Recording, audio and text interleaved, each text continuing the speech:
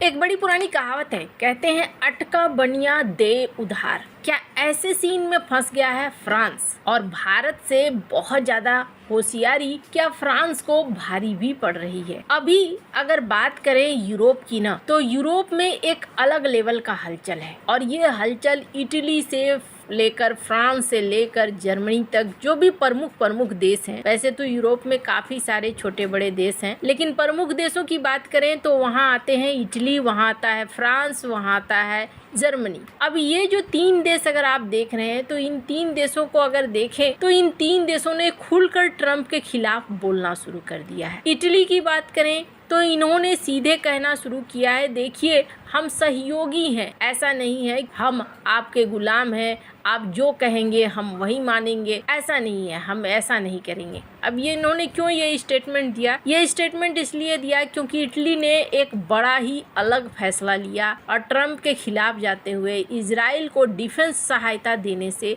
बंद किया। अब ये जो एक्शन शुरू हुआ, इस एक्शन के बाद ट्रंप ने भी जवाब दिया और ट्रंप ने कहा, मैंने तो सोचा था कि मेलोनी एक साहसी है, लेकिन वो साहसी नहीं है, ये गलत था मैं। अब इसके जवाब में इटली ने ये कह दिया। वहीं दूसरी तरफ अगर आप देखें फ्रांस को, तो फ्रांस खुलकर निकलकर सामने आ रहा है और उनका मानना है कि स्ट्रेट ऑफ हॉर्मुज को खोलने के लिए हमें डोनाल्ड ट्रंप की ज़रूरत नहीं है। यूरोपियन अलायंस खुद ही माइंस को क्लियर कर सकते हैं, इसके लिए हमें ट्रंप की ज़रूरत नहीं है। कहा जाता है कि ईरान ने बहुत सारा माइंस स्ट्रेट ऑफ हॉर्मुज में बिछा रखा है। अभी की स्थिति ये है कि इस युद्ध के शुरू होने से पहले तक इस तरीके से कुछ पूरे स्ट्रेट ऑफ हॉर्मुज से जहाज़ों की आवाजाही हुआ करती थी, लेकिन अभी युद्ध के बाद या युद्ध के सीज फायर के दौरान की बात करें तो आवाजाही बहुत कम हो गई है और ये दूसरे तटों के किनारे से होकर जा रही है,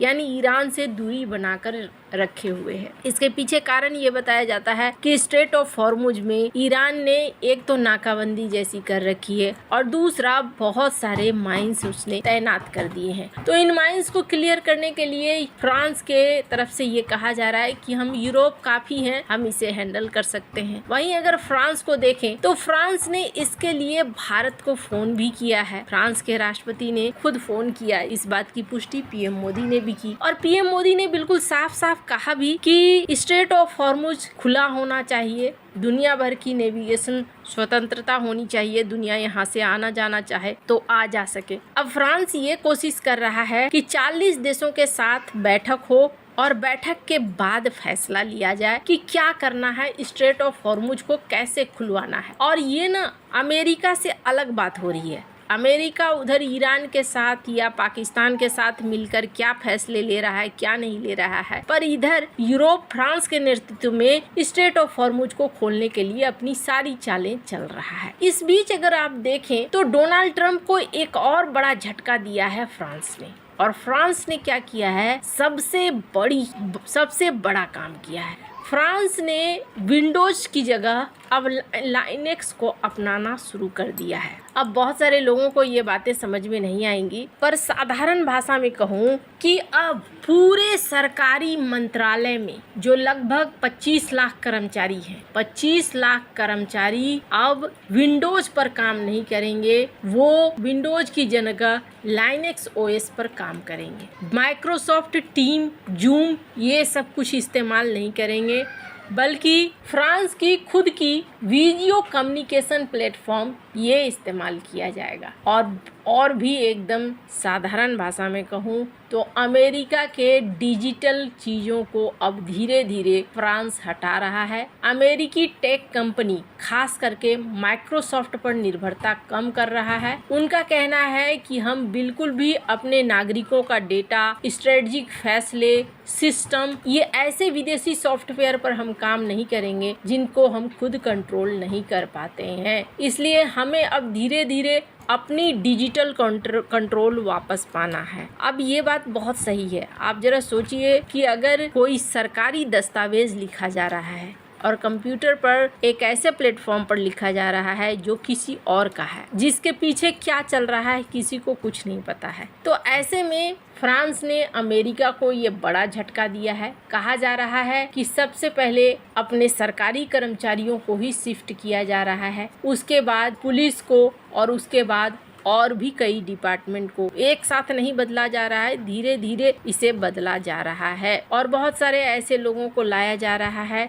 जो लाइनेक्स का इस्तेमाल करते हैं, विंडोज़ का नहीं। ये फ्रांस का एक बड़ा कदम है और कहीं ना कहीं ये दिखला रहा है कि धीरे धीरे ये अमेरिका को भी एक शक के नज़र से देख रहे हैं। पर इस बीच चर्चा एक और चीज़ की हो रही है। अगर भारत की बात करें तो भारत फ्रांस के पार्टनरशिप बहुत ही अच्छे चल रहे हैं। डिफेंस के सेक्टर में सिविल न्यूक्लियर कोऑपरेशन में भी बातचीत हो रही है, क्योंकि फ्रांस दुनिया का न्यूक्लियर प्लांट बनाने वाला बड़े देशों में से एक आता है। पर फ्रांस ने भारत को एक झटका दिया और उस झटके के बाद फ्रांस को खुद भी झटके मिलने शुरू हो गए हैं। फ्रांस की इकोनॉमी कैसी है इस वक्त किसी से छिपी हुई नहीं है, लेकिन फ्रांस के पास एक चीज़ है जो बहुत कीमती है और बहुत अच्छा भी है। अगर आप देखेंगे, अमेरिका भारत को F-35 देना चाहता है और रूस भारत को सुखोई 57 देना चाहता है, लेकिन भारत एक ही चीज़ के चक्कर में पड़ा हुआ है और वो है राफेल। लेकिन भारत ने अब एक बड़ा झटका देना शुरू कर दिया है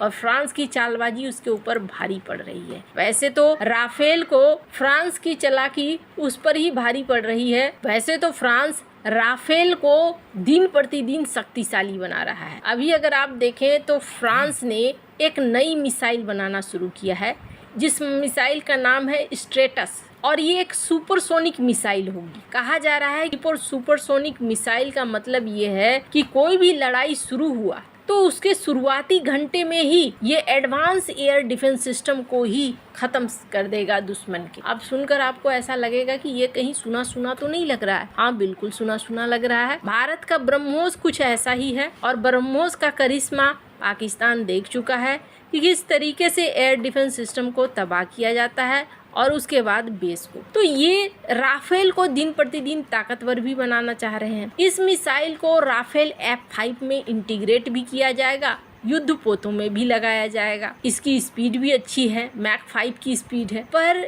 राफेल को लेकर जब भारत से ये बात हुई कि सोर्स कोड दो ताकि हम अपनी मिसाइलों को भी लगा सकें, तो फ्रांस ने आनाकानी करनी शुरू की है। अब देखने को मिल रहा है कि फ्रांस को एक के बाद एक झटके लग रहे हैं। एक तो यूएई ने F-5 प्रोग्राम से अपने हाथ पीछे खींच लिए हैं। उसके बाद इंडोनेशिया ने भी खारिज कर दिया है कि नहीं, हम राफेल का नया ऑर्डर नहीं देने वाले हैं। और उसके बाद भारत भी ये कह रहा है कि 114 राफेल फाइटर जेट के लिए जो हमने सोचा था उसको लेकर हम फिर से सोच रहे हैं। इसका मतलब है कि भारत यहाँ वेट करेगा। अगर हमें सोर्स कोड नहीं मिलेगा तो फिर दिक्कत है। अब फ्रांस के लिए मुश्किल ये हो रही है कि उसके हाथ से धीरे धीरे सारे डील निकलते जा रहे हैं। अब ऐसे में यूक्रेन ने भी कहा था कि हम फ्रांस से अगर लेते हैं राफेल और बाद में हमें अपने मिसाइल्स लगाने में दिक्कत हो तो फिर हमें भी सोचना पड़ेगा। फ्रांस की इकोनॉमी के लिए राफेल का बिकना बहुत ज़्यादा जरूरी है। ऐसे में माना जा रहा है आज नहीं तो कल जल्द ही राफेल मुद्दे में फ्रांस भारत की बात मानेगा। आपको क्या लगता है इन सब मामले में, आपकी क्या राय है? कमेंट कर जरूर बताएं। जल्द मिलते हैं अगले वीडियो में नई खबर के साथ।